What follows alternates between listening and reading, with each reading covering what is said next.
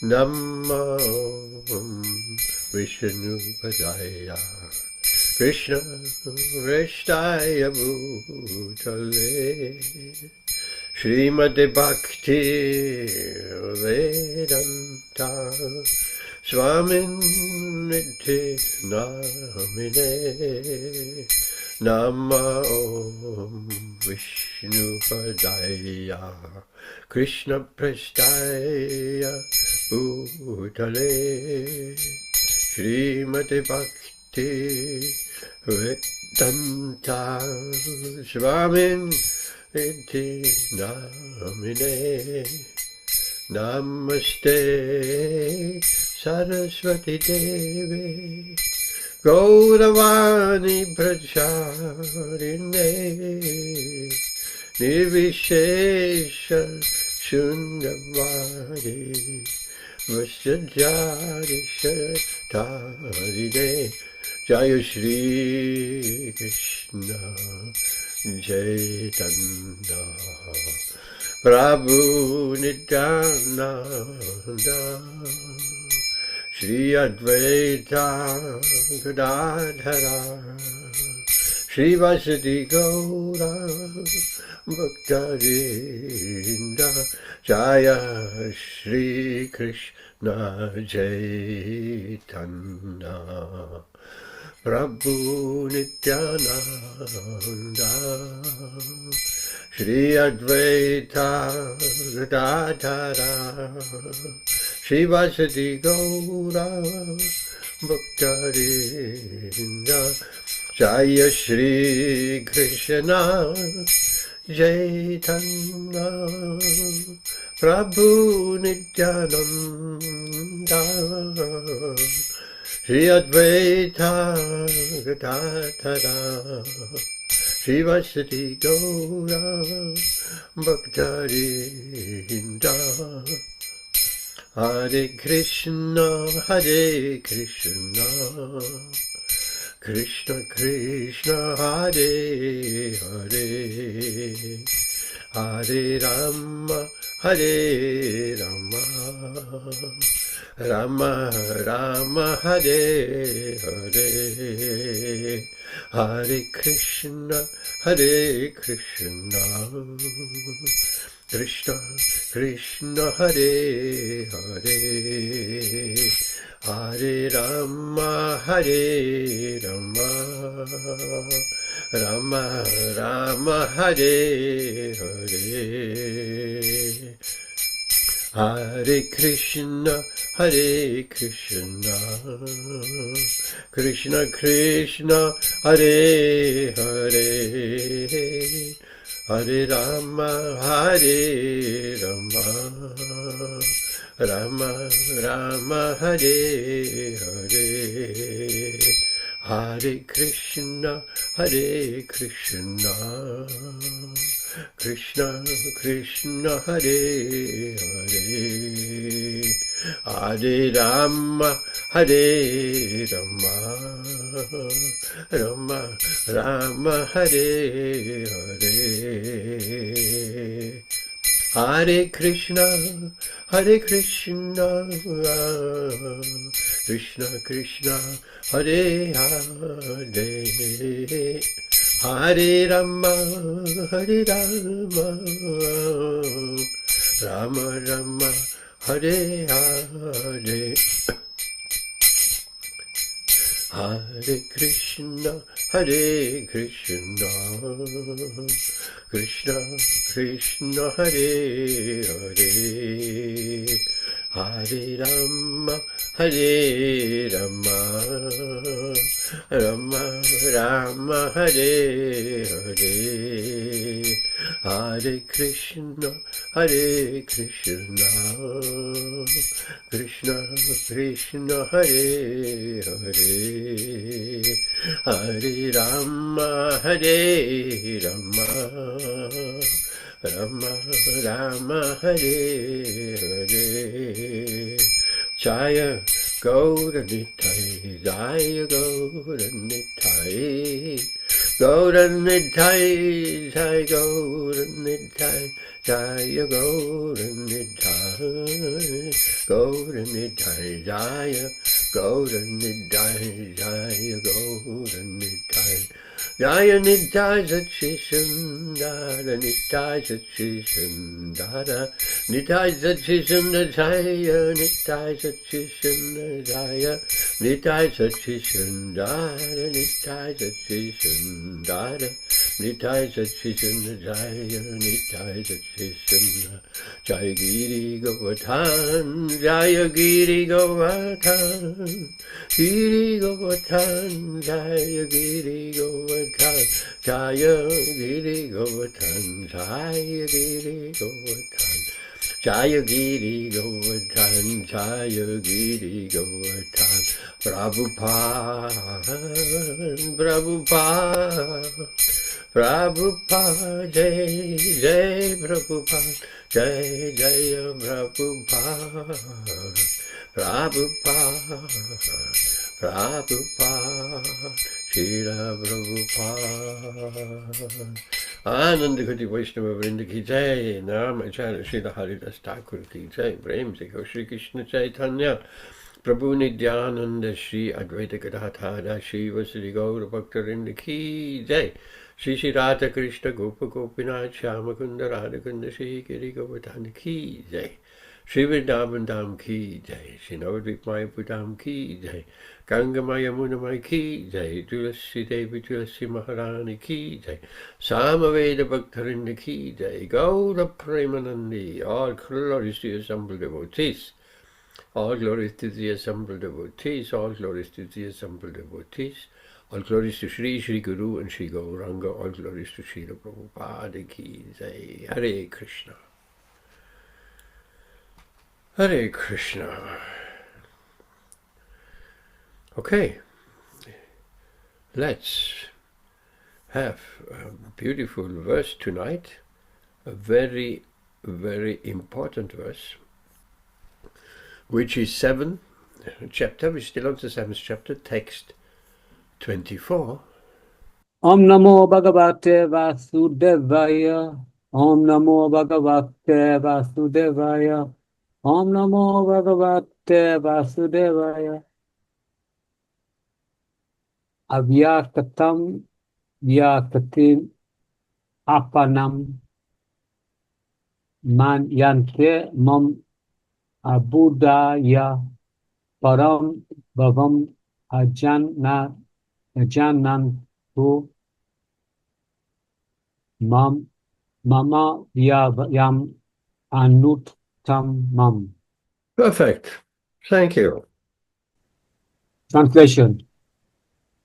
Unintelligent men who do not know me perfectly think that I, the Supreme Personality of Godhead, Kṛṣṇa, was impersonal before and have now assumed this personality.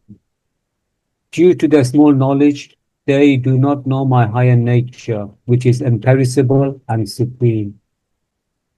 Purport.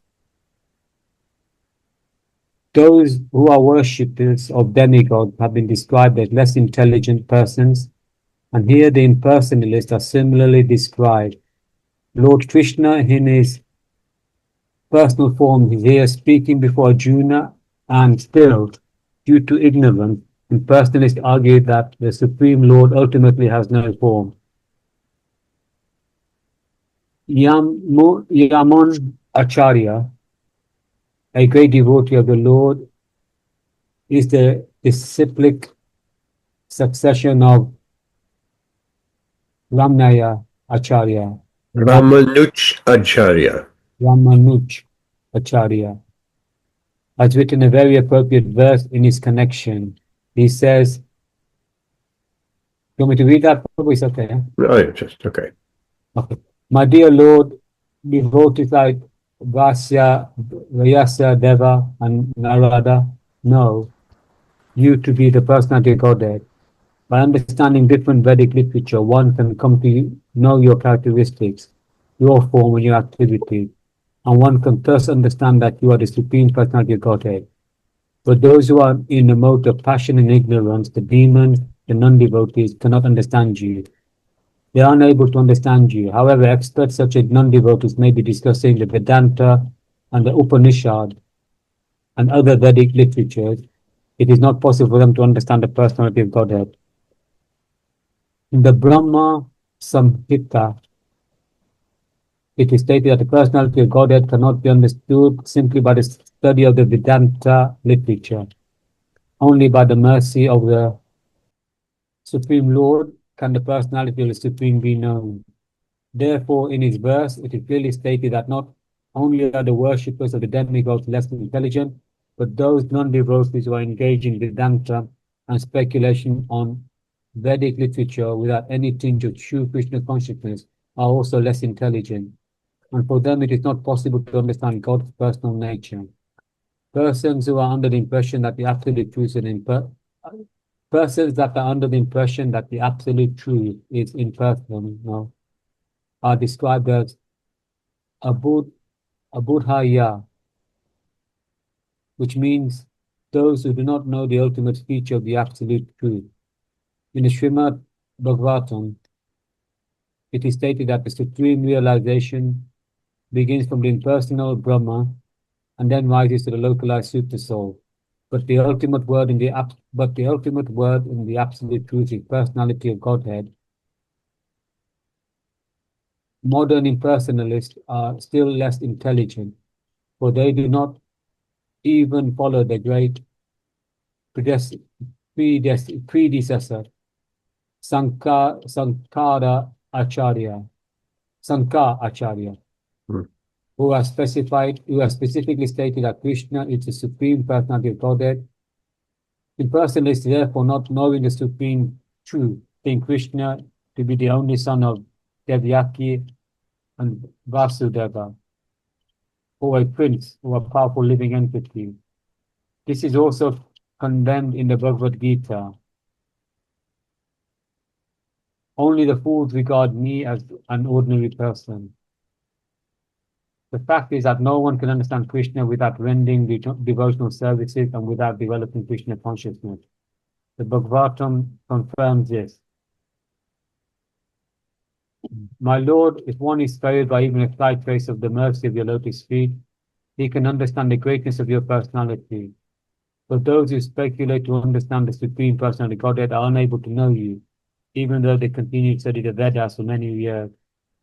One cannot understand the Supreme Personality of Godhead, Krishna, or his form, quality, or name simply by mental speculation or by discussing Vedic literature. One must understand him by devotional service. When one is fully engaged in Krishna consciousness, beginning by chanting the Maha Mantra, Hare Krishna, Krishna Krishna, Hare Hare, Hare Rama, Rama Rama, Hare Hare, then only can one understand the Supreme Personality of Godhead. Non-devotee impersonalists think that Krishna has a body made of his material nature and that all his activities, his form, and everything are Maya. The impersonalists are known as Mayavadis. They do not know the ultimate truth.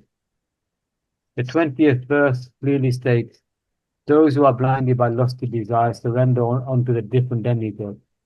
It is accepted that besides the Supreme Personality Godhead, there are demigods who have their different planets, and the Lord also has a planet. As stated in the 23rd verse, Devan Deva Yajo Yanti Mad Bhakta Yanti Mam Api. The worshippers of the demigods go to the different planets of the demigods, and those who are the devoted to the Lord Krishna go to the Krishna Loka planet. Although it is clearly stated, the foolish impersonalists still maintain that the Lord is formless and that those forms are imposition. From the study of the Gītā, it appears that the demigods and their abodes are impersonal. Clearly, neither the demigods nor Krishna, the Supreme Personality of Godhead, are impersonal. They are all persons. Lord Krishna is the Supreme Personality of Godhead, and he has his own planet, and the demigods have theirs. Therefore, the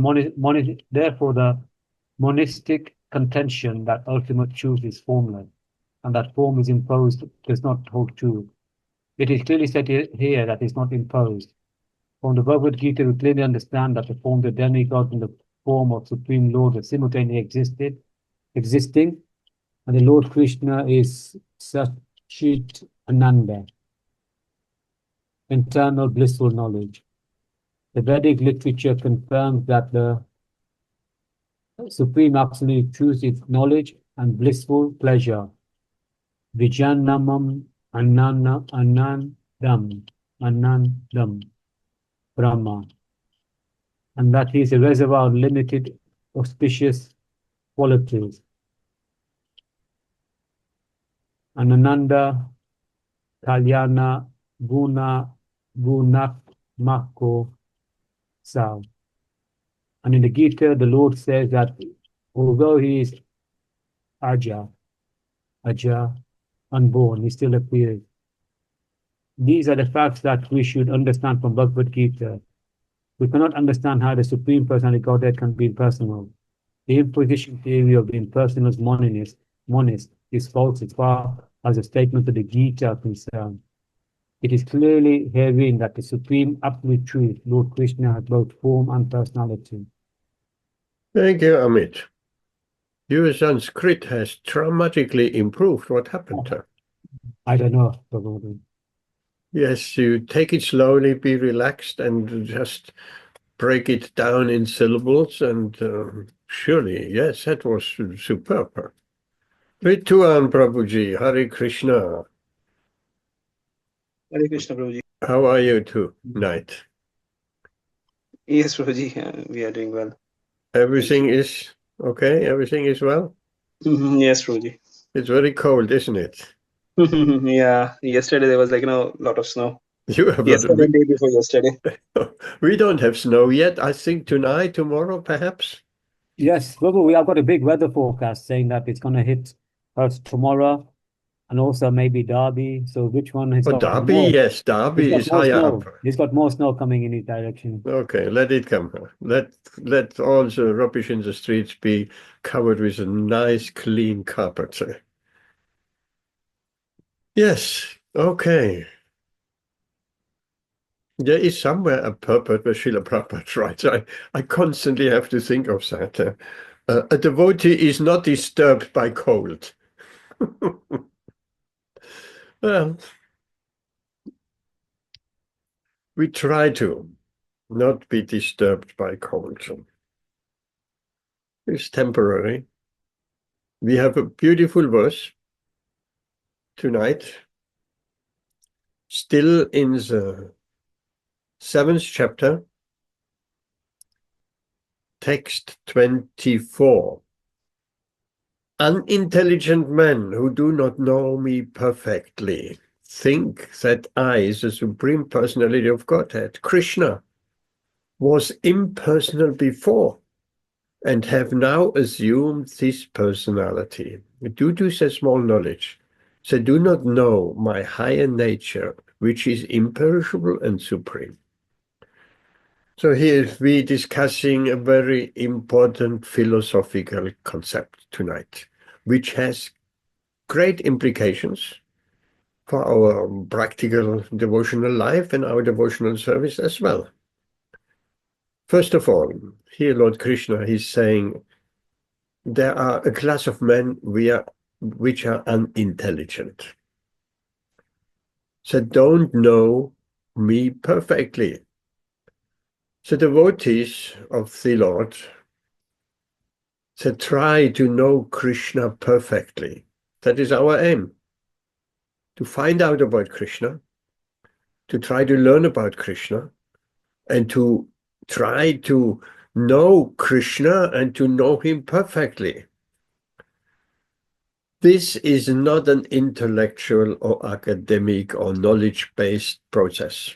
That's very important. We need to note that. It's not like any subject matter of mathematics and geometry or anything else, any branch of material knowledge. We can learn it by our intellectual capacity, by memory, by academic pursuit. We can learn any material topic, anything. One can study. We study in school, we study in university, and the skills of being a doctor, as Rituan Prabhu, you will know that, and Amit, you will know that in your professional career as well, that all these skills can be learned, so knowledge can be acquired. But here we're speaking about spiritual knowledge or transcendental knowledge. So to know Krishna perfectly is not possible just by acquiring academic or intellectual knowledge. That's not possible. It needs something more. So we explain in a moment what it needs more. Srila Prabhupada explained it already in a beautiful, quite longish purport. So Krishna says, they do not know me perfectly. They think I, the Supreme Personality of Godhead. Already here Krishna says, I am the Supreme Personality of Godhead. That phrase alone, that's very important. That is a beautiful story where Srila Prabhupada speaks about, I think it's Shyamasundara's young daughter. He speaks about her, who has been asked by her schoolmates, who is that Krishna? And she just said, Krishna, that is Supreme Personality of Godhead. And Srila Prabhupada, Saraswati is her daughter, yeah. And Srila Prabhupada said, that's perfect preaching. That's perfect preaching, that's perfect knowledge. Because everything is in that phrase, Supreme. Krishna is a Supreme. Not everybody accepts Krishna is a Supreme. Some think Lord Shiva is Supreme. Others think Lord Indra is Supreme. Lord Brahma is Supreme. So many devas and demigods think they're Supreme. Or at least they're all on the same level. But that's an offense. One of the 10 offenses is to think that the devas, the demigods, and Krishna are all on the same level. This is not the fact. And generally in wider Hindu society, people think that too. Well, all the gods, they don't have a concept of demigod. Srila Prabhupada, that has, he using that term demigod. Demi means partly. They're God, yes, but they're not full God. The demi sounds almost like semi. Semi-skimmed milk is also milk, but it's semi, there's something missing. It's not full milk, it's not full fat milk, the fat is missing. So here, demigods, semi-gods, we could almost say. The proper word, of course, within Hindu terminology is deva. Devas. So the devas are one category, but Bhagavan, the Supreme Personality of Godhead, that is beyond all the devas. It's like, similarly, let's take the term minister and prime minister. So prime minister is also minister. It says minister, but there's a little addition, prime minister, first minister. Prime means first, the first minister, the most important minister. That's a prime minister. It's also minister. There are many ministers, but one of them is prime minister. So there are many devas, but one of the devas is Bhagavan, the Supreme Personality of God. So that term, Supreme, it's important. Then the next one is personality. Personality. Already Krishna says, I am a personality. How can anyone think I'm an imperson? We cannot even think of an imperson. That concept of an imperson is just so alien. Everybody is a person. So Krishna is also a person, personality, very important. And he's not only a person, the devas are also personalities. And we are personalities. And the animals are personalities too. So Krishna is the Supreme Personality amongst all the personalities. That is proven in Brahma Samhita. Ishvara Parama Krishna. Sarva Karana Karanam. Krishna says, or Lord Brahma says about Krishna. And Lord Brahma should know. Lord Brahma is the head of our Sampradaya. Our whole lineage has started with Lord Brahma, the first living entity in the universe.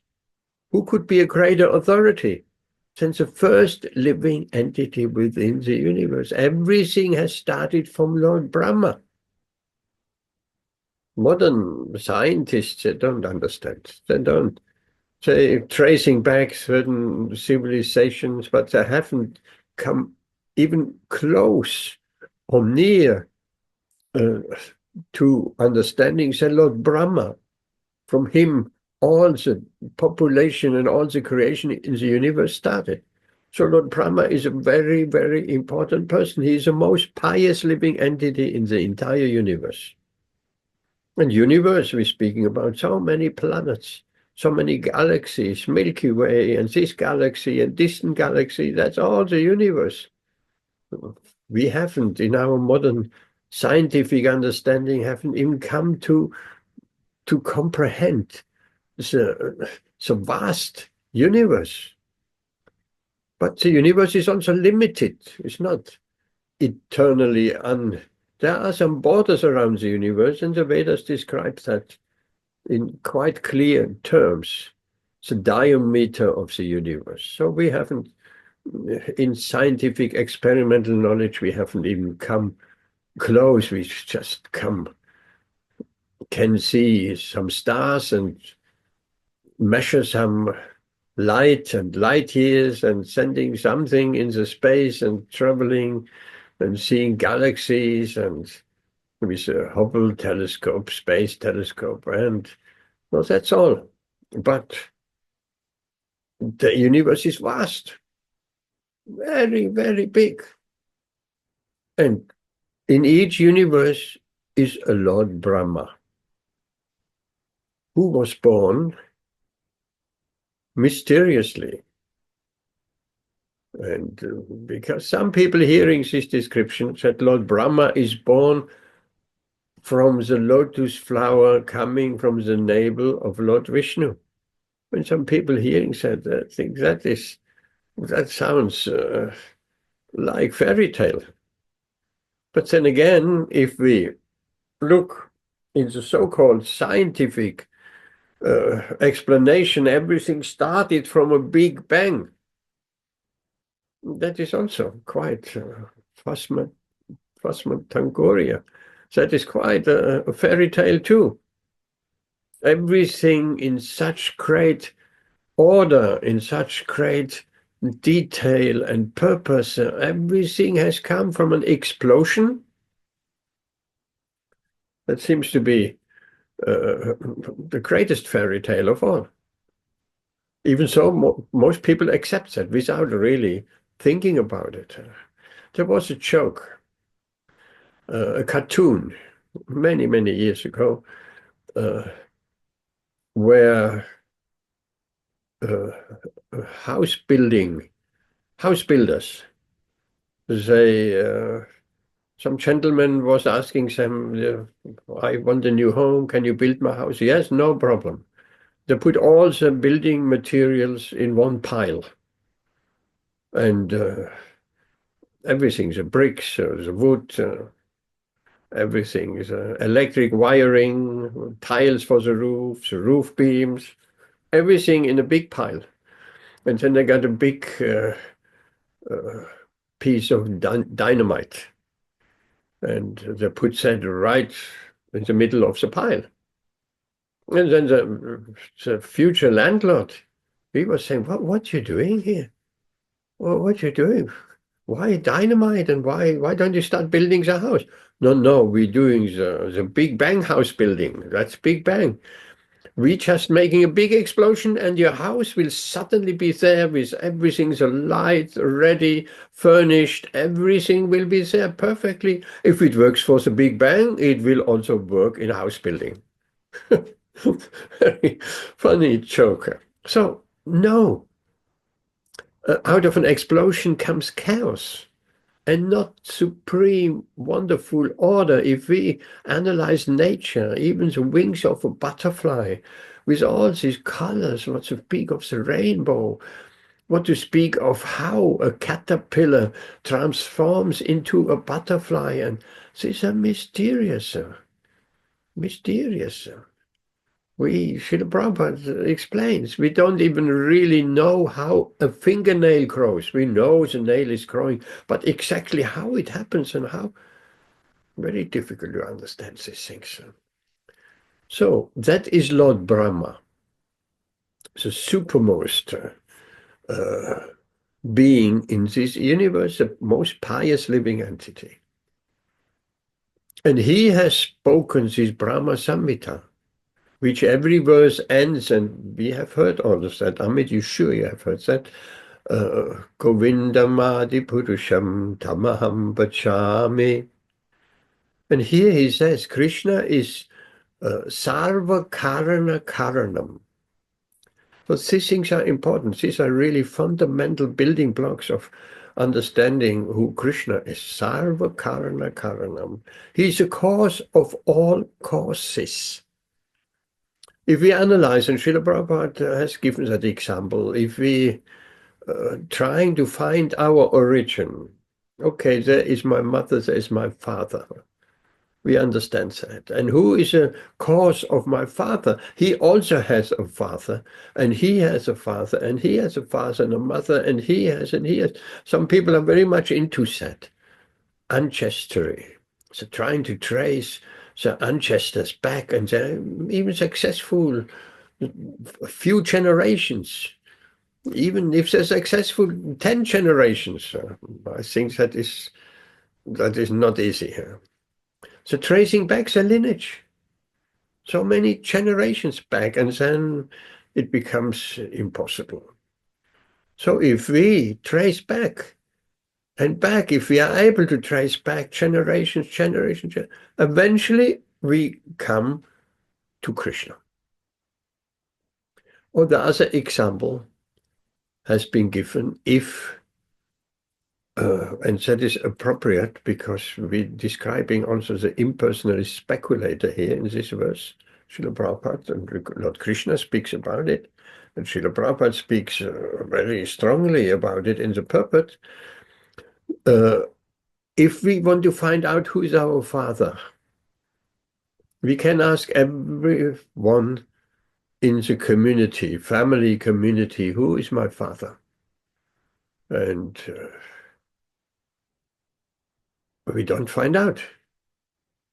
We ask everyone in the village, everyone in the country, and want to find out who's my father. Everyone in the nation state, everyone in the world. And eventually we come to Lord Krishna. He's the father of everyone. Okay, Lord Brahma, but eventually if we go further, Krishna is the father of everyone, because Lord Brahma is also the son of Krishna, of Vishnu. And Vishnu and Krishna, there is no difference really. So, of course, we can, and that's a devotional approach, we can ask our mother, who is my father? And she will immediately point out, this and this person, that's your father. And the mother is compared with a Vedic knowledge. So if we consult the Vedic knowledge, we find out who is that Supreme Personality amongst all personalities. And it goes back to Lord Brahma, and there it goes back to Lord Krishna. And what a wonderful origin we have. That Krishna expands himself into the three Vishnus. The first Vishnu, the Mahavishnu or Karanadakashai Vishnu, Karana, because he is laying down on the Karana ocean, the causal ocean. And so many universes coming out of his pores and expanding, becoming bigger and bigger, and then it goes the other way. Say, going back into his pores. Modern scientists have speculated or found out by scientific methods and measurements, the universe is expanding. Great news, scientific news. We found out the universe is expanding. Not so difficult to find out. We consult the Vedas, and so we know the universe is expanding because Lord Vishnu, Mahavishnu, he's breathing out, and from his pores, the universe coming out in seed form and expanding, and then going back, getting smaller, smaller, and going back into his pores. And that is one breath of Mahavishnu. Gigantic. We cannot even imagine. All this universe expanding and contracting back. Our universe is not contracting yet. It's still expanding, but there is a point where the expansion stops and then the contraction starts and the universe gets smaller and smaller and smaller and enters back into the pores of Mahavishnu. And all that complete time scale is one breath of Mahavishnu. And Krishna is the source of that Mahavishnu. And that Mahavishnu expands himself into Garbhodakashai Vishnu, who resting on the Garbhodaka ocean. And from this Garbhodakashai Vishnu, that second Vishnu, a lotus flower comes from his navel. And on that lotus flower, Lord Brahma takes birth. Now, very interesting. Lord Brahma appears on that lotus. And the universe is all dark. Like we know, the universe is dark. Only through the sun and planets and moon, there is some light in the universe. But otherwise, the universe is just dark, dark, dark, and cold, cold, cold. More cold than it is today here. Very cold. The universe is extremely cold and extremely dark for want of light and heat. So, Lord Brahma is born, he cannot find out his origin. It's very difficult. We all have a tendency to find out our origin. Imagine we don't, let's say we are an orphan. We don't know our mother and father. We want to find out. Everyone wants to find out. Anyone who is a little bit curious. They want to find out who is my mother, who is my father, what is my origin. And those people who are more intelligent, they want to find out what is my origin. Yes, I know my father and my mother is my origin, but what is the origin of this world? What is the origin of this universe? Where is it all coming from? Less intelligent people are satisfied with, oh, it all started with a Big Bang. Oh, okay. So they accept that, but they never ask further. Who ignited the bang? Where do the ingredients of this Big Bang come from? The scientists are speaking of primordial soup. There were some ingredients in the universe and they ignited and the Big Bang started and then all the universe is expanded from that one point, Big Bang. But any person who is a bit more intelligent, they will ask, okay, the ingredients, this primordial soup with chemical soup, where? Oh, Vijay, thank you. You are working late. Hare Krishna, welcome. So this primordial soup, the ingredients, ammonium and whatever they say, where is that coming from? And then scientists have no answer. We don't know. We only know there was a Big Bang. Where the ingredients, every bang needs the ingredient. Well, we're doing explosion, we need dynamite, or ballistic explosives, whichever, or fertilizer even. So There are ingredients for an explosion, but they don't know where the ingredients coming from. They only know or proclaim there was a Big Bang. Neither do they know who lit the fuse. Every explosion needs to have someone who's lighting the fuse, either with a match in the olden way of dynamite, in causing some, breaking up some rocks in the mountains by dynamite. So someone is there, in the old films we have that. There's a long fuse, and you light the fuse and then you run. And then the explosion happens. Or in a more modern way, you pressing a button. So they don't know who lit the fuse. Who lit the fuse to know the Big Bang? It happened automatically. Nothing happens automatically in this universe and in this world. Nothing. Everything has a cause. And the cause of all causes, that is Krishna. So this Lord Brahma, he tried to find out the cause. And intelligent persons say, inquiring, so trying to find out what is the cause of everything, of this beautiful world, with all these many species and all these varieties. What's the cause of all this? So then Lord Brahma, he traveled down that stem of that lotus, all dark, dark, dark. And he traveled down inside the stem. And there was no end to it.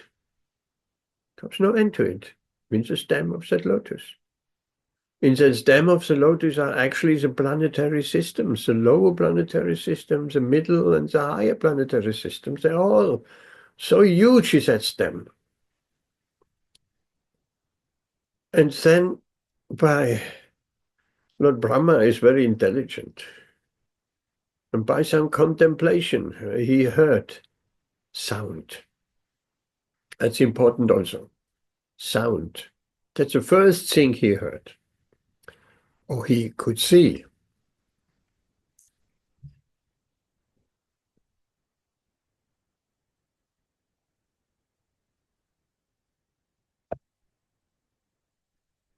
Because it was all dark. The first sensory perception. He heard the syllables ta and pa. Sanskrit syllables ta and pa, which makes tapa, tapa, tapa, tapa. And tapa means austerity, tapasya, tapa. So he sat down and on that lotus and meditated. That was the instruction. Meditation is quite some austerity. We have to sit in one place, cross-legged. And even the meditation, Ashtanga yoga meditation, and half closing our eyes, we have that chapter with the instructions for meditation was there in Bhagavad Gītā. The eyes half closed, staring on the tip of the nose, controlling the breathing. So he was meditating, and then Krishna revealed the Vedas to him within the heart, through his flute, through Krishna's flute. All the Vedas were given to him. Gayatri mantra, all that was given to Lord Brahma. And then he started the creation of the universe, because Lord Brahma is known as the architect of the universe. He's not the origin of everything, that Krishna is involved. But Lord Brahma, he has given the ingredients, and like any architect, he's planning it out and building the house, the building. So that Lord Brahma, he understood that he has been born on the lotus flower, coming from the navel of this Garbhodakashai Vishnu. So he could understand that. And he could understand that his father is a supreme and a personality of Godhead. God. Sometimes foolish people ask, if God has created everything, then who has created God? Maybe not that foolish, but childish. Children will ask that. God has created everything, you say. Okay, I can accept that. Even so, I have no proof and just accept it on face value. So then who has created God? Who has made God? God made everything. Who has made God? But God, by definition, means he is beyond being made. He is a cause of all causes. Sarva Karana Karanam. That is God. It doesn't go any further. He is an original person, just like we. And that example is not far-fetched. When we dream at night, because Mahavishnu, he is also dreaming in Nidra, Yoga Nidra, in his mystic slumber. So we're dreaming at night. So many things, so many things, so many details, so many things we see here, so much variety here. All of that. Who is the origin of all that? We are the origin of all that in our dream. It's our dream. So, Lord Brahma, who could understand that Krishna is supreme and he's a personality and he is God. But the foolish people who are, as Srila Prabhupada says, they are non-devotees. They think everything comes from the impersonal. Why they think like that? That is a kind of mystery. But because they are polluted by the lower modes of nature. They are proud. They try to find support, even in Bhagavad Gītā, that the impersonal is the origin of Krishna. Then Krishna has become manifested as a person from that impersonal. They think like this. But that is refuted here. Not in the verse. Krishna says, unintelligent men think I was impersonal before and have now assumed his personality. Theoretically, one can think like that. But Krishna goes on and says, due to the small knowledge. So they have small knowledge. They do not know my higher nature, which is imperishable and supreme. So Srila Prabhupada explains in the Purport to this beautiful verse, only by devotional service can one understand the true nature of Krishna. If one doesn't offer devotional service, and Srila Prabhupada puts it very pointedly, starting with chanting Hare Krishna. That's the beginning of our devotional service.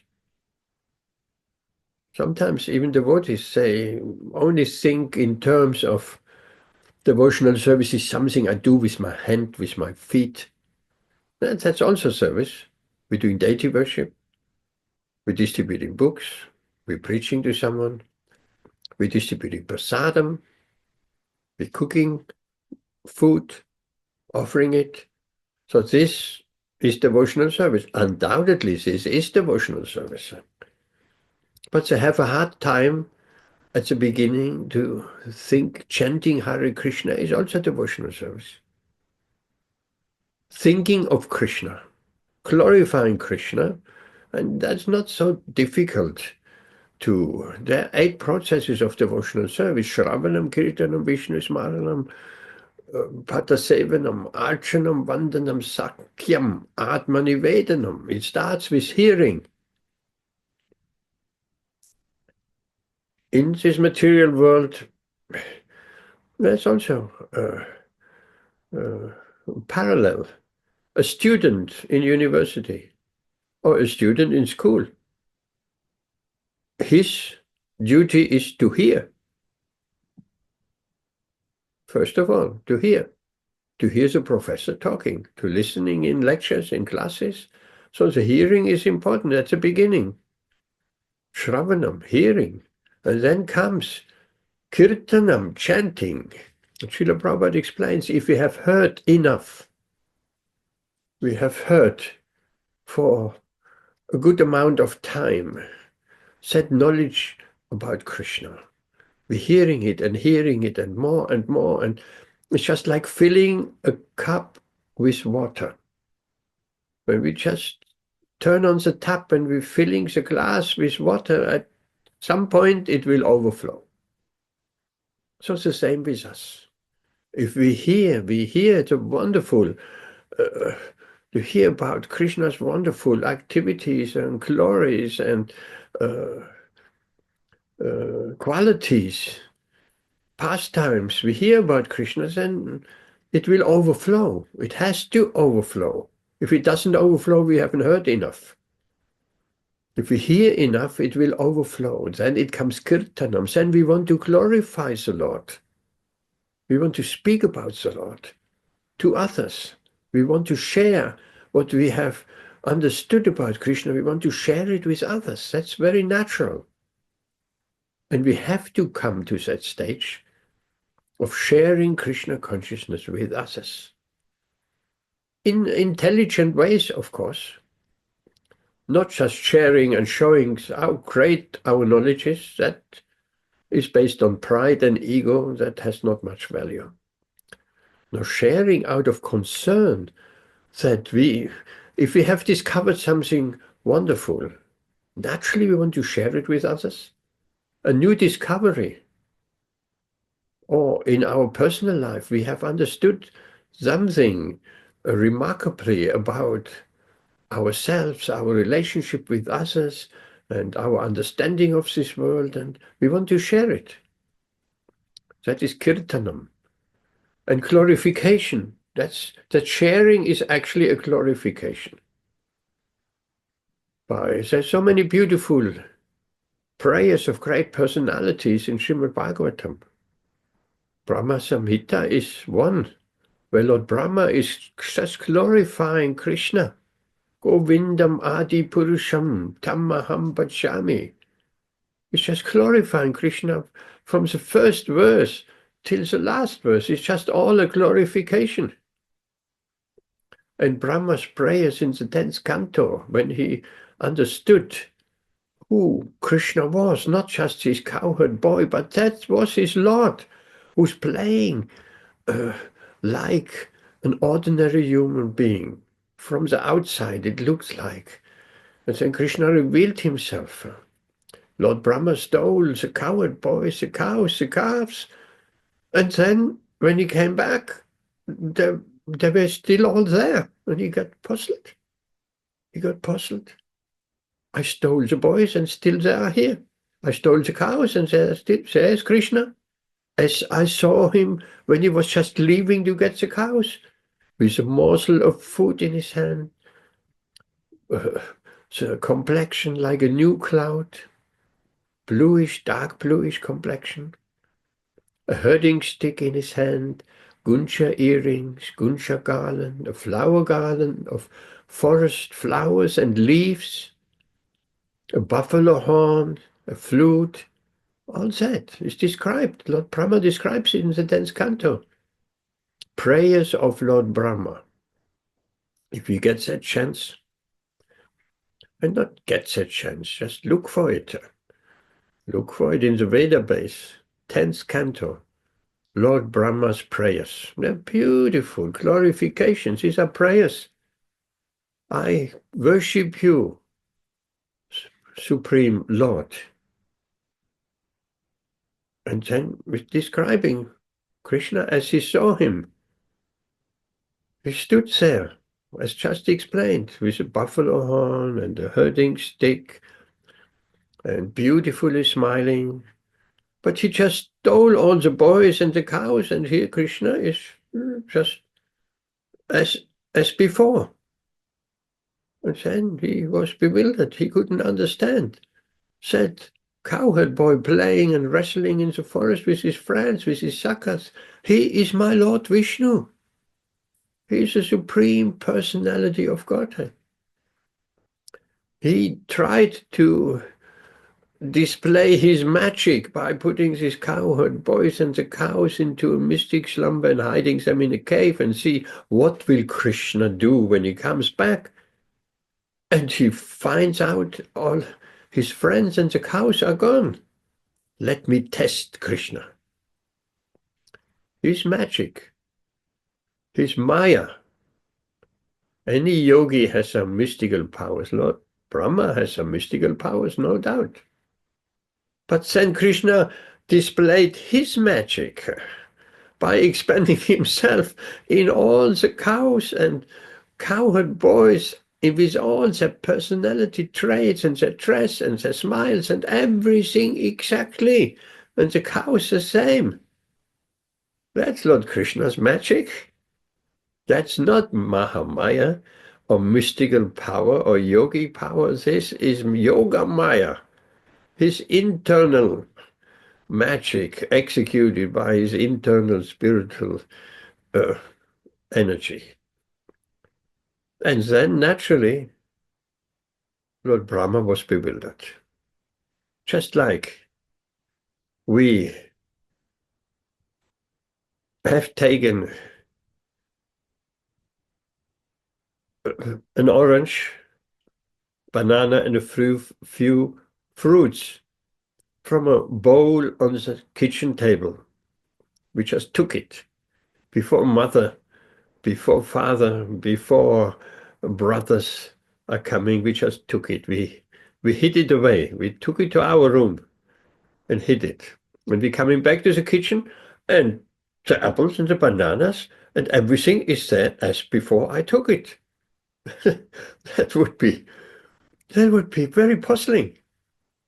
We would be also puzzled. It's just there. So Brahma was puzzled. It's just there as before I took. And then he looked at the caves where he hid the cowherd boys and the cows. And they were still in a mystic slumber as he put them. And he came back to the forest. He looked back. Not came back, he looked back. And they were there. They were here and they were there. And he thought, while I'm looking here, then Krishna quickly takes them and puts them there. And then when I look the other way, then he quickly takes them and puts them back in the caves. And then, because Lord Brahma has 4 heads, then he figured out, I look with one head at the caves, where they're in the mystic slumber, and with one head at the forest scene. So there's no chance of swapping them over, forth and back. And they were simultaneously there, here and there. And then he understood. Only then he understood. This cowherd boy who looks like an ordinary human being and performing seemingly ordinary pastimes with his friends and wrestling and playing games and eating prasadam in the forest and dancing and singing. And that's just what cowherd boys do.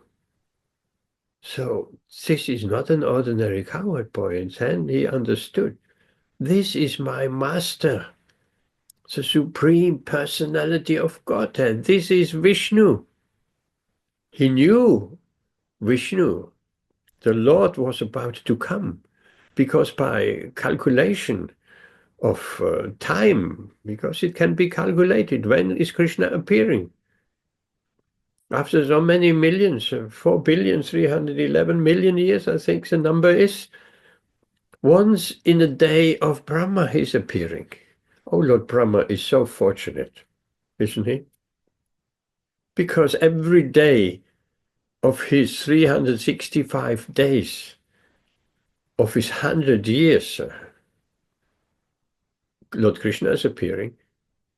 He has a darshan of Krishna every day of his 100-year-long life. We can also have the darshan of the Lord by chanting Hare Krishna and being very serious in Krishna consciousness, as Srila Prabhupada says. One day you will see Krishna face to face. Then, if we see Krishna face to face, that's our perfection. Like the Baba in Kadamba, that is a place near Vrindavan, near Nandakram, Varshana, quite near Vrindakund, if you ever have been. Vrindakund is Vrinda Devi's, Tulsi Devi, Vrinda Devi. It's her lake from where she has planned out all the different pastimes in Vrindavan. She's very instrumental in that and has all the different ingredients for those pastimes. And she has so many parrots which are all over her messengers, like CIA messengers. They know everything, Central Intelligence Agency. So that is Vrinda Kund. That's her Kund, a very, very sacred place, very special place. And that goes back very, very long time. And also astrological significance, where is it placed, and all of that. So near that Vrinda Kund is Kadamba. Kadamba means Kadamba trees. I have seen Kadamba trees. I've never seen them in flowers or fruits. And they're growing all around a pond, a lake, a kunda. Kunda is a pond, is a lake. So there was one Baba, old man. He has been worshipping the deities of Krishna, Balarama there, because it's very, very significant place, Kadamba. That is where Krishna was bringing the cows together at the end of the day to go back to Vrindavan. There were many pastimes are performed in Kadamba. Krishna is sitting at the end of the day, sitting in the branch in the tree and calling all his cows. Shyamali, Gauri, come here, come here. And the cows came one after another. And Krishna touched them on their forehead with his flute. And they became very, very happy. The cows get the attention. Even in this material world, you give attention to the cows. They're reciprocating in a wonderful way. Wonderful way. Stroking them, giving them attention, giving them your love and emotion. And then the cows will reciprocate. They like to be stroked. They're very loving creatures. So they were in ecstasy. Not only were anyone just touching them or touching, Krishna was touching them. And they loved Krishna so much that they didn't even want to go in front. Krishna always tries to keep the cows in front, just to make sure nobody's left behind. It can happen. The cow is left behind, being persuaded by the sweet grass. And before she knows, the herd has moved on and she got lost. So therefore Krishna keeps the cows in front. But the cows are not happy to be in front because they cannot see Krishna. They cannot be sure, is Krishna really with us? They cannot bear a moment without Krishna. So they always turned around. And again, Krishna was in front. And Krishna went carefully behind and they turned around to see Krishna. And Krishna was in front. So only after some persuasion, and they could hear Krishna playing his flute when he walked behind, then they were assured, yes, Krishna is actually behind. We haven't lost Krishna. So Krishna counted the cows at the end of the day in Kadamba. There are many pastimes. Radharani also came through that place of Kadamba and so on. Beautiful pastimes. So there was this Baba. He was worshipping because in that place, no, not just Krishna was there. Balaram was, of course, there. Balaram is almost always with Krishna. Why? There is some occasion where Balaram is not there. Like when Krishna went to the Kaliya lake. Balaram was not there. Normally, Mother Yashoda makes sure Balaram, because Balaram is a bit older. Balaram, you make sure you protect my Krishna, my Lala. Protect him. Always. And don't let him go alone. Don't let him go at all to the Kaliya lake. All said, mothers are very, very concerned. So in this Kadamba, there were, of course, Krishna and Balaram, and they had their pastimes with all the sakas. So that Baba, he was worshipping Krishna and Balaram. Deities, small deities of Krishna and Balaram. For 50 years, perhaps. Long time. We cannot even imagine that. Doing something for 50 years. Well, we do. Actually, we do. We have our jobs. We are doctors for 50 years. Until maybe not 50 years, until we retire. We are doctors and lawyers and dentists and pharmacists and workers and factory workers and office workers, also for a very long, long time. So one day he just felt, I don't get Krishna's mercy. I'm doing here this seva for such many years, but I don't get Krishna's mercy. I don't feel I get Krishna's mercy. He has never appeared in front of me. One could think like that. I get Krishna's mercy once he appears in front of me. Of course, when Krishna appears in front of us, beautifully standing there, with curly black hair and a turban or a crown on his head and peacock feather and gunja earrings and a moon locket around his neck and the buffalo horn and the flute and a morsel of food in his hand, and as Brahma described it. We want to see Krishna like that. But if Krishna doesn't appear to us in front of us, like when Amit comes to the temple, in front of us, when Rituan Prabhu and Amrita Mataji and Padma and Tejas come, we can see them in front of us. And we are very, very happy when we see all these wonderful devotees, right, physically in front of us. Of course, these devotees are here today also. We know they're here, but if we see them physically and we can feed them some prasadam and we can, that is another level. So that Baba, he was complaining. He said, I better go to Varshana, which is just, you can see Varshana, so it's on a hill, Nandagram and Varshana. They're on two hills.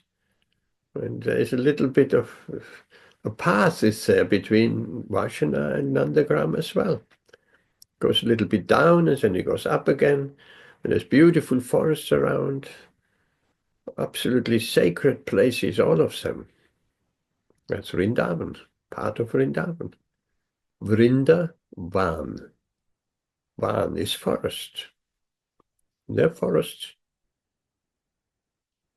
So he thought, I go to Varshana, Radharani is more merciful. Is she? Yes.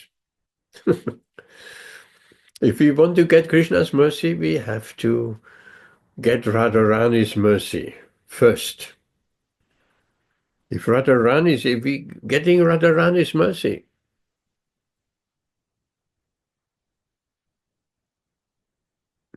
then Krishna's mercy is automatically achieved. Krishna cannot refute. If Radharani recommends, look, this Ritwan Prabhu, this Amit, this Vijay, they are such nice devotees. Please, Krishna, give them your mercy. Krishna cannot refute. It's Radharani recommending. Just like if our spiritual master, if Srila Prabhupada recommends any of us, hey Krishna, there is this wonderful devotee, Vijay. He is chanting Hare Krishna. He is reading and chanting and hearing and practicing his Krishna consciousness, and he loves Tulsi Devi. And Rituan Prabhu is so sincere in his household duties through all difficulties, and is doing a hard job and coming home, and still he's doing chanting Hare Krishna, and Amit as well is increasing his rounds, and he's reading such beautiful Sanskrit shlokas like today, and is getting better and better. And sometimes he comes to the Hare Krishna center, and so wonderful. So if Srila Prabhupada recommends us to Krishna, then Krishna cannot refuse. And he will not refuse, because he loves his pure devotees so much. So the Baba packed his things. He had not much. What the Baba in Vrindavan, what he has? A kamandalu, a pot, a water pot, a stick, a few things. He put it all in a cloth, wrapped it up, and he was on his way to Varshana to get Radharani's mercy, because he felt Krishna's mercy. I do so much seva here, but Krishna doesn't give me his mercy. So I go to Varshana. Radharani will be more merciful.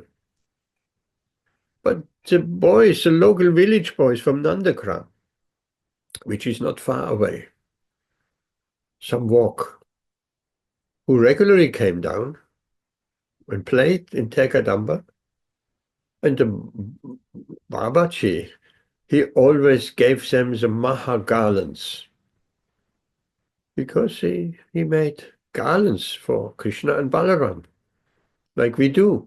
And the deities get garlands, and we're making the garlands and put them around the neck of the deities. And when the garlands are removed in the evening, no flowers should stay overnight. All flowers are removed from the altar.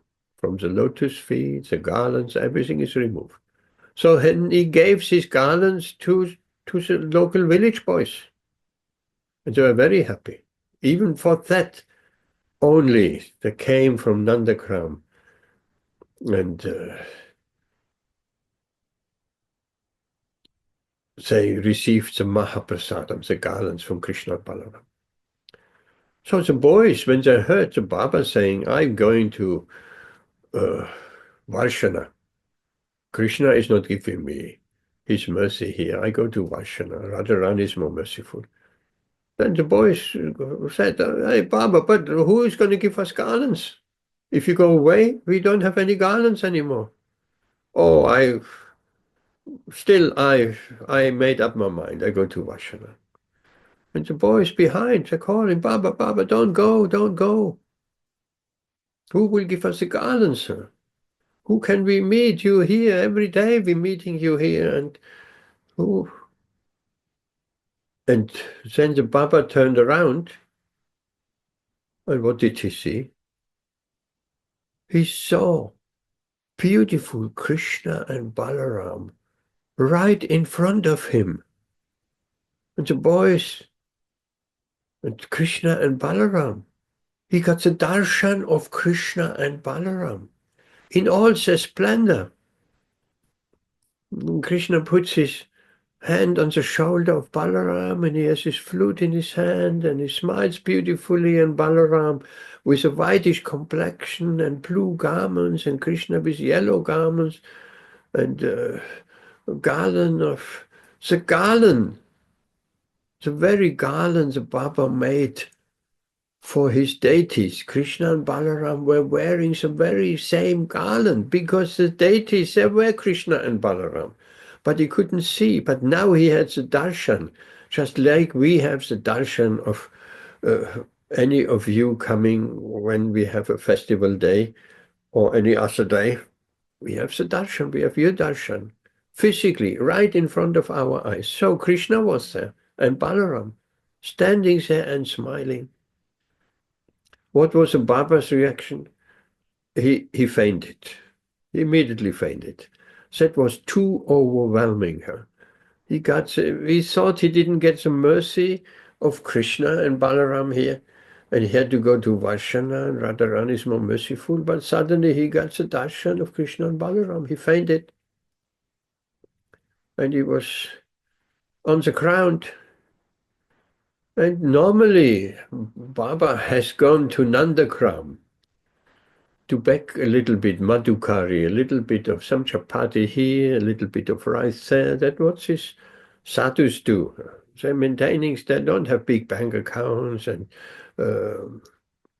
pensions and nothing of that sort. They're depending entirely on Krishna. So he was going to Nandagram, and people were very happy to give him whatever he needed. He was a saintly person. He was a puchari in Kadamba, sadhu. But that day, he didn't come because he was lying on the floor and fainted, and all the ecstatic symptoms on his body and hair standing on end, and he was in total ecstasy because he got the darshan of Krishna and Balaram. So the people in Vashana, in Nandagram, they got worried. Baba hasn't come. He hasn't come today. Maybe something happened to him. Maybe he's not well. So they sent some boys from Nandagram down to Kadamba. Down because Nandagram is higher, it goes down. And when the boys came to Kadamba, they saw Baba lying on the floor. And they were very concerned. And then they asked him, what happened there? Did you fall or what? Then he explains them what happened. That he wanted to go to Varshana, and then he got the darshan of Krishna and Balaram. He was in total ecstasy. He told them the whole story. And then he left his body for the eternal abode of Goloka. And the boys went back to Nandagram, and that is how we know this story. It's almost a contemporary story. I don't know how many years ago that happened, not that long ago. So they told their parents, and so this is an example that we one day will see Krishna face to face in front of us, like the Baba saw Krishna and Balaram face to face. Of course, if we have that darshan, we also in ecstasy whenever that time comes.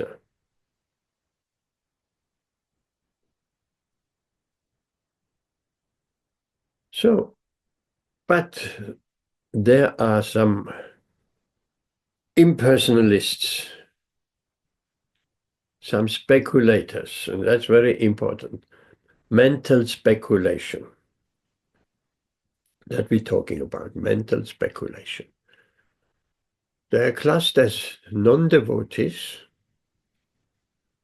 because devotees means to worship Krishna.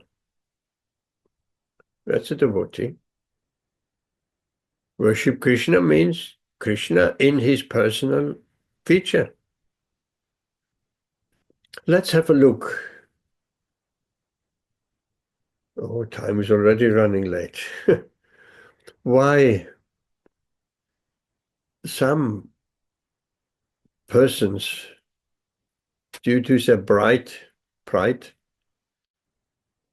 are not able to perform devotional service.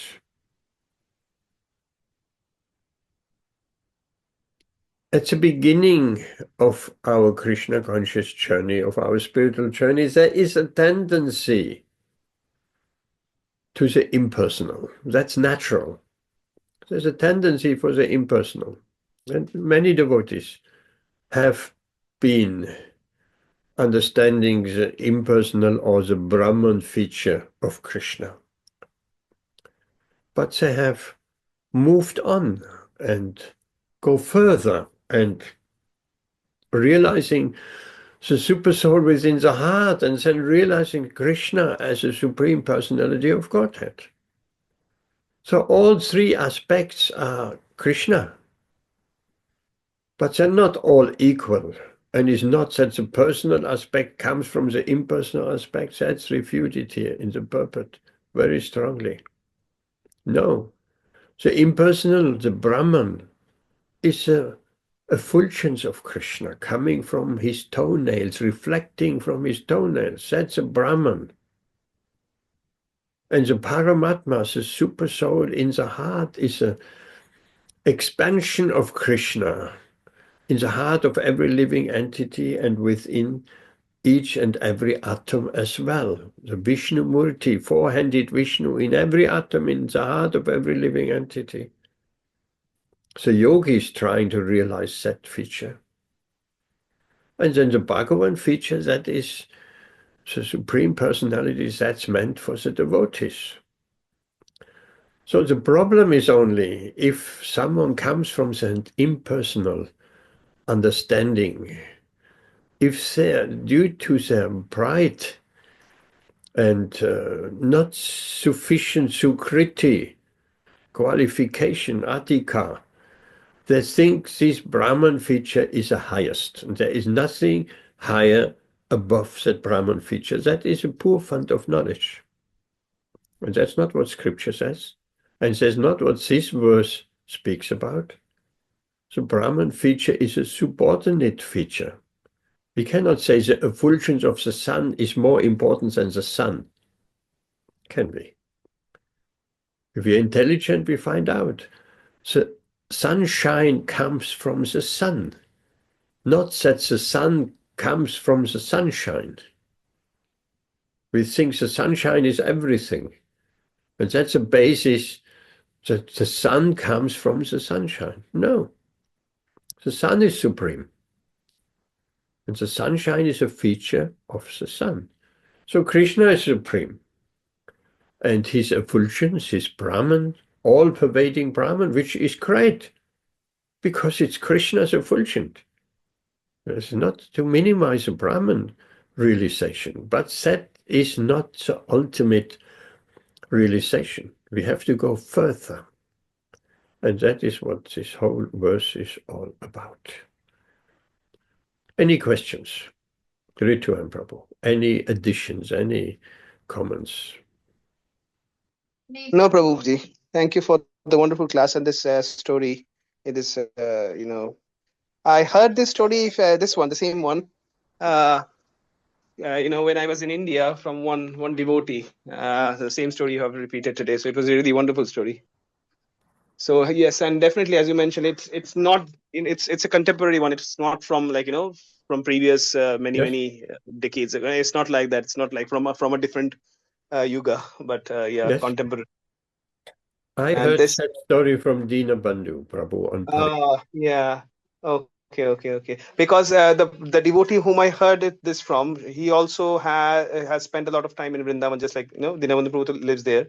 So this devotee's brother, younger brother, the devotee who told me, he's a grihastha. He's quite elderly now. his brother was basically was a Babaji who was living in Vrindavan, and he heard it from his brother, and he told us this story. So really nice, wonderful, beautiful story. Yes, because I have been on Parigram with Dinabandhu Prabhu, and while we were visiting Vrindakund, which is of course Dinabandhu Prabhu's original project, and we had some wonderful lunch there and the Darshan of Vrinda Devi, and then we went to Kadamba, which is not far from Vrindakund, a little bit on the road, and then there's a little side turn, and then you're in Kadamba. Yes, contemporary, maybe one generation back. 2 to the most. Yes, any questions or any other comments, Ritu and Prabhu? No, Prabhuji. Nice you have explained about how the complete realization is the personal form, and that too, the highest is, the form of Krishna in Vrindavan, surrounded by his dear Brajavasis. So that's the highest form, and that's the goal of the Gaudiya Vaishnavas, and that's what Mahaprabhu and Srila Prabhupada and the whole disciplic succession taught us, basically. But that is only realized by devotional service. I mean, there is so much more to that purport. We would need another 45 minutes to cover all that to an hour. This realization that Krishna is the Supreme Personality of Godhead, that comes through devotional service, starting with chanting Hare Krishna. If we just reading the Vedas and the Upanishads in particular, because the Upanishads, one can sometimes think there is some emphasis on the impersonal, but it's actually not so. And there are different Upanishads for people in different modes of nature as well, to just give something to everyone one can relate to. So those who don't really perform devotional service, they have a tendency to speculate, to read the Vedas without the guidance of a bona fide spiritual master, and read the Upanishads and then making up their own, in their own minds, that's just speculating, not accepting the authority. They find it very difficult to accept the authority of a spiritual master, because we have to go through a bona fide spiritual master to really understand and to engage in devotional service. So only by devotional service one can understand that Krishna is the Supreme Personality of Godhead. Otherwise, on that impersonal platform, we never come to that realization. Amit, what about you? Any questions, any comments? No, Prabhu, no real questions. I mean, it's interesting to hear, about Krishna's pastimes.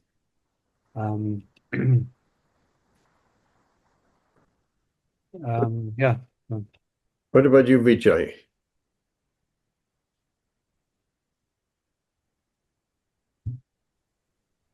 Yeah, I was on YouTube. There's something about Raganuga Bhakti. And there was a sannyasi living at Radhakund, and it's about he said our relationship with Krishna is measured by relationship with Guru. So for those people who haven't got initiating Guru, for example, they haven't got a Diksha Guru because they're not initiated, but they still, they read Prabhupada's books and so forth.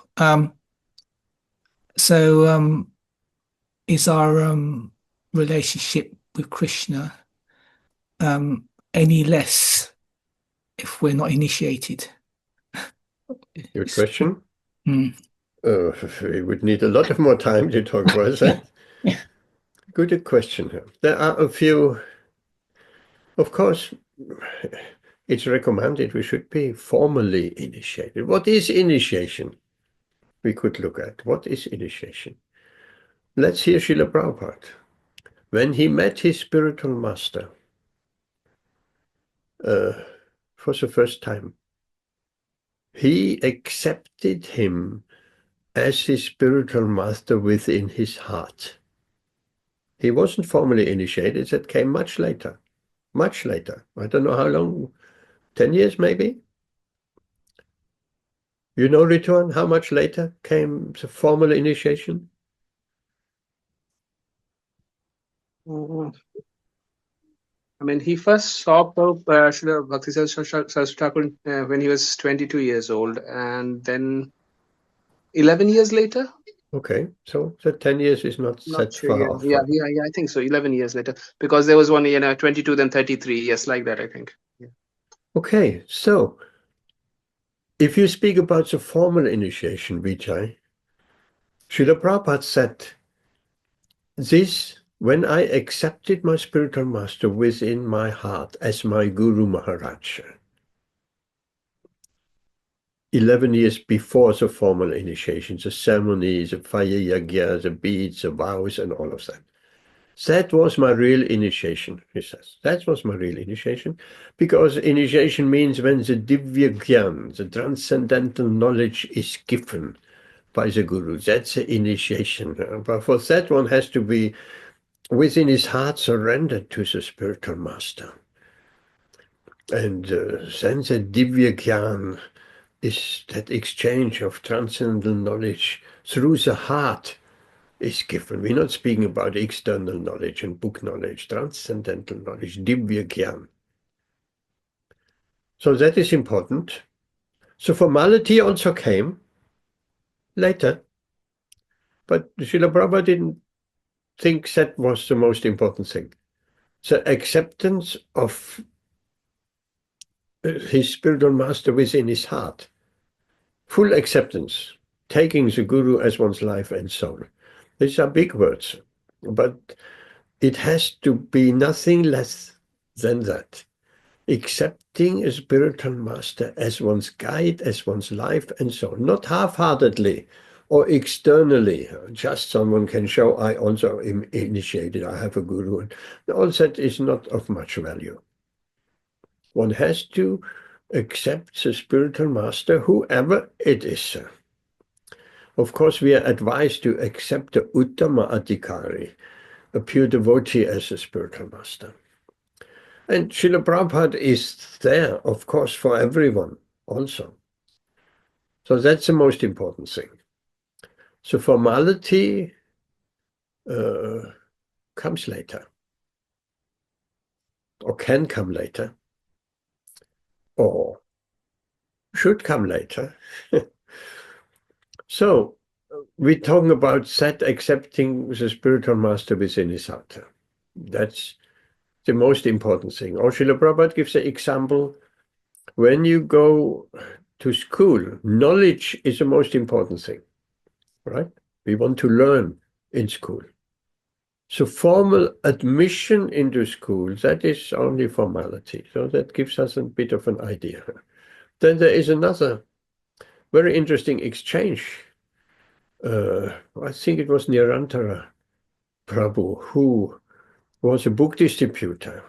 And he always wondered, we're distributing so many books all over the world, hundreds and thousands of books, but people don't become devotees like we are and being initiated. So what's going to happen to them?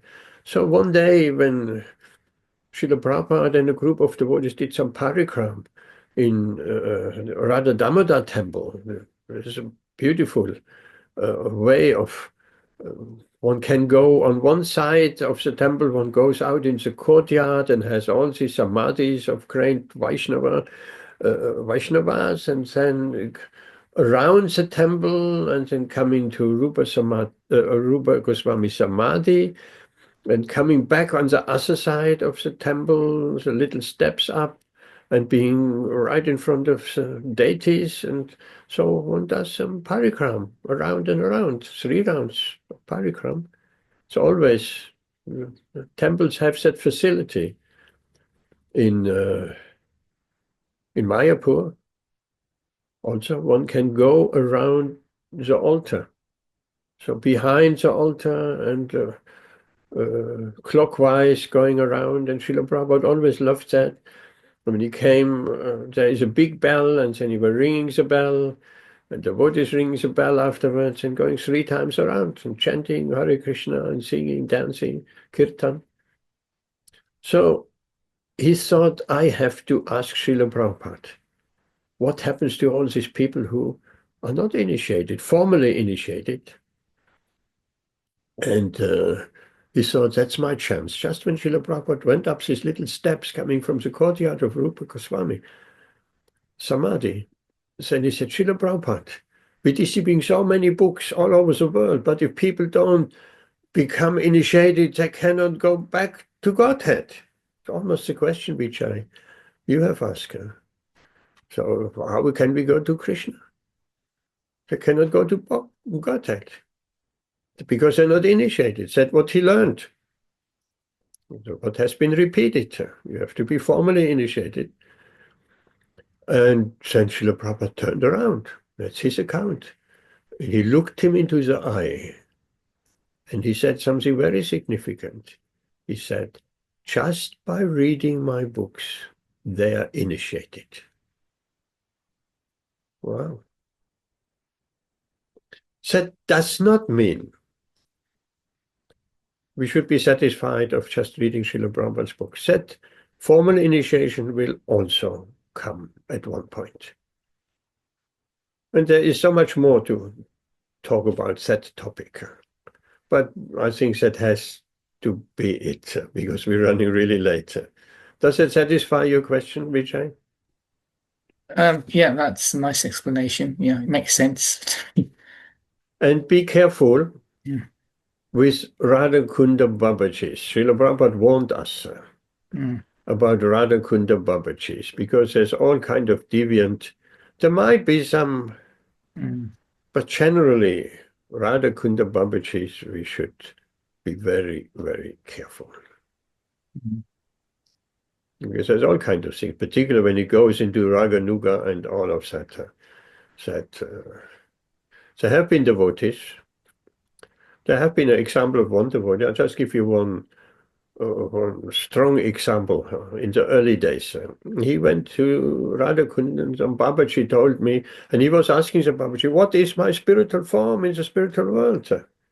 Raganuga Bhakti, what is my Swarup?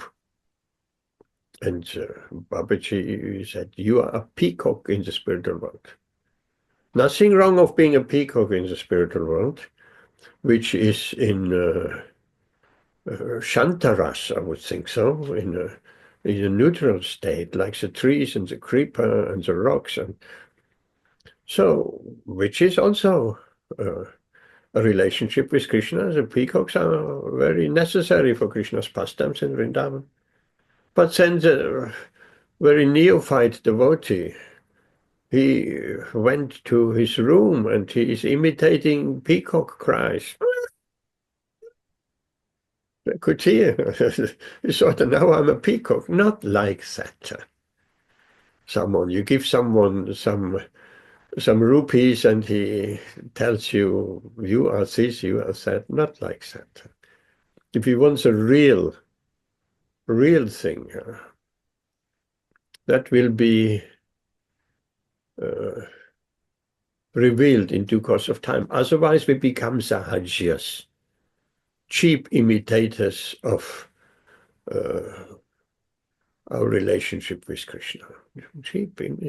Where there's a real thing, there's always some cheap imitation. To such extent, it is not unheard of that in order to impress the innocent people,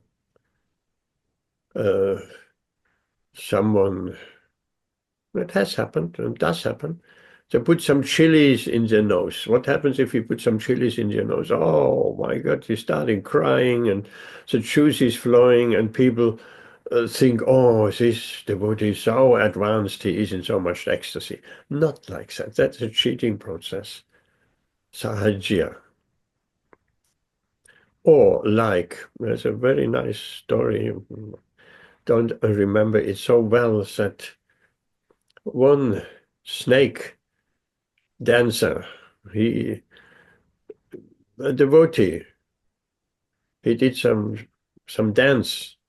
The people were very much impressed and very much adored him, and they could understand he is a genuine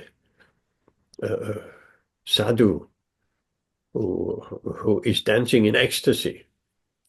And there was one fellow who thought, oh, I can do that as well. When that dancer has finished and moved on, then he started doing the same movements and danced and thinking, oh, the people will admire me and worship me and that. And the people, they could understand. He's just a cheap imitation. They beat him with sticks and sent him away. So imitation will not help us. We want the real thing. Imitation is called sahajya. The real thing is something very, very sublime. It will come in due course of time, in the proper association with the proper guidance, and then Krishna will manifest our real bhava and emotions and prema in the heart. No doubt. Here we stop on that note. Thank you very much. Hare Krishna. Hare Krishna. Hare